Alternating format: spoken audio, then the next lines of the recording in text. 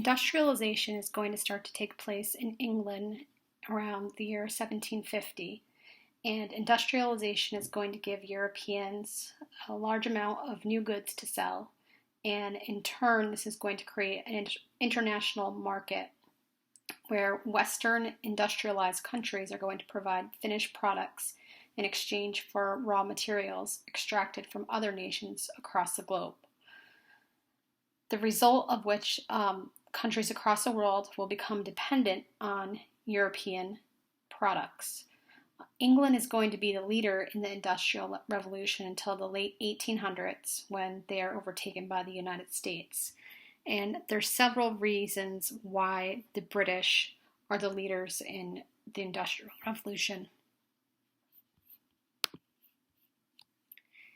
So the British are going to dominate the Industrial Revolution because England was separated from continental Europe.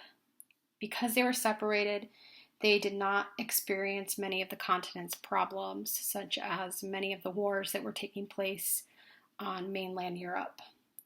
England is also going to be the largest free trade area in all of Europe. Merchants and businesses could move freely through England's very good infrastructure without paying any tolls or taxes. England also had a large supply of natural resources that were needed for industrialization. Two of these items that were very important included iron ore and coal. England is also going to have one of the best banking systems in the world at the time. So this helps them with financing industrialization. Taxes at the time in England were approved by Parliament and they were collected fairly. So this helps them industrialize as well.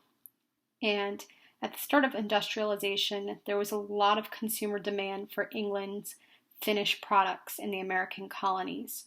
So this provided England with a steady source of revenue from overseas colonies.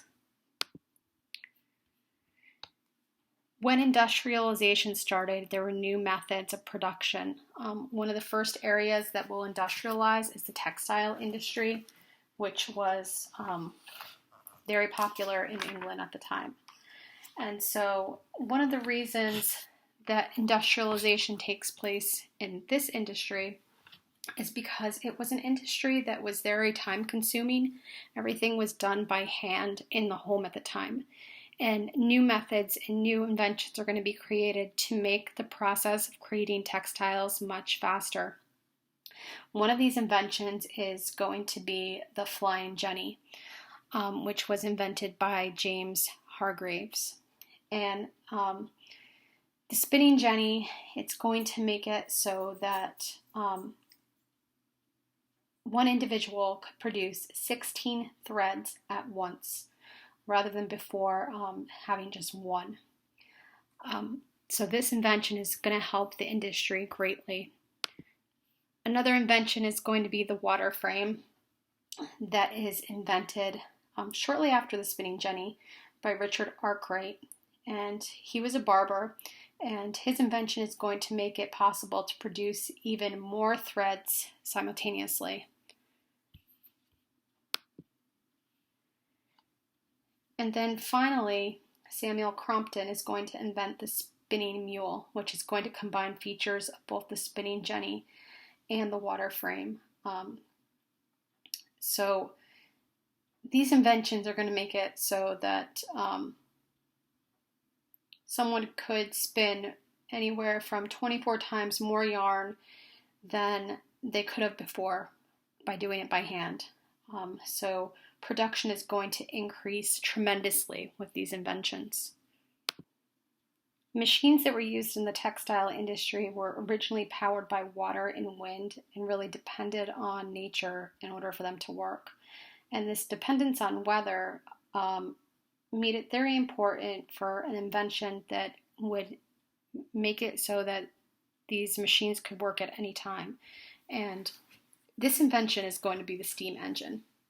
So the steam engine was originally created in the 1600s. It's going to be developed by a man named Thomas Newcomen, and he is going to create an engine that is very useful to the coal industry for pumping water out of mines. What's going to happen is Newcomen's invention is going to be improved upon by James Watt. And his invention is the one that was really used for the design of the steam engine. So what's going to happen is this, like I said, the steam engine was originally used to pump out water from coal mines. And eventually the engine design is going to be used for transportation systems. So by the early 1800s, steam engines are going to be put on ships and railroad cars, which is going to make it so that transportation can move more quickly. And it's also going to make it so industry can move their products more quickly as well. One thing that's going to happen with industrialization and these inventions is society is going to change as well. And cities are going to begin to grow much larger. During the Middle Ages, most cities stayed very small, but by the time the early 1800s came around, cities are going to double in size. More than 350 cities in Europe and the United States are going to have populations more than 10,000, which at the time was seen as huge. 17 cities across Europe had populations of more than 100,000. And massive growth in new urban populations was really due to industrialization because it created jobs and people moved out of the countryside and moved to the cities for employment. At the time, these places would not necessarily have been cities, but they became cities because of the factories that were built there. These new cities, they're not going to be located on the old medieval trading paths like they had in the past. Instead, they are going to be mainly located on the coastline, and one of the reasons is because it would be easier to trade along the Atlantic coast this way. Inland cities that were important in medieval times did not grow as rapidly during the industrialization times. Social structure is also going to change during the Industrial Revolution. New cities and towns that were built by industrialization caused changes in the social structure. At the top of the social hierarchy were the nobles, which now these individuals were known as the bankers, the large business owners, the factory owners, and high-ranking church members.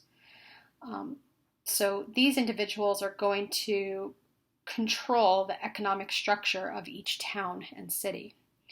However, with industrialization, there's going to be a new force that comes into play, and this is the middle class, which at the time was known as the bourgeoisie.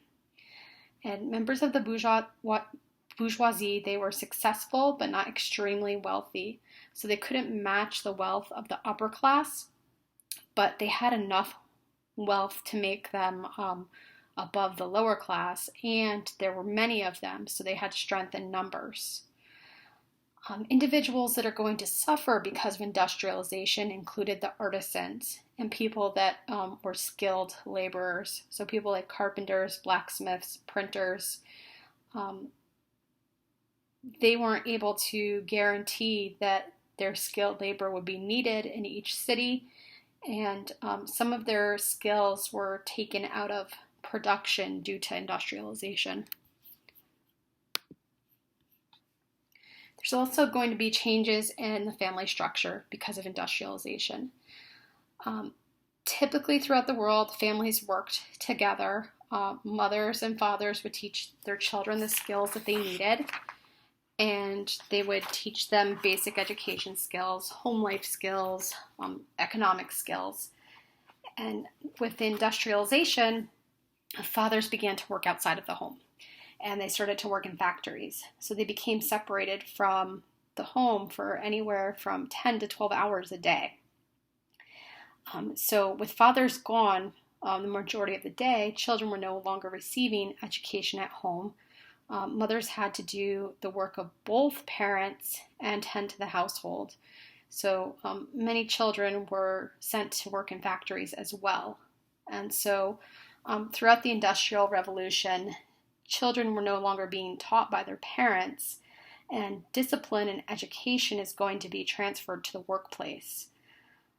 England actually passes a law in 1835 called the English Factory Act, which is going to mandate that children could not work more than 8 hours a day, and they had to attend 2 hours of education per day that was paid for by the factory.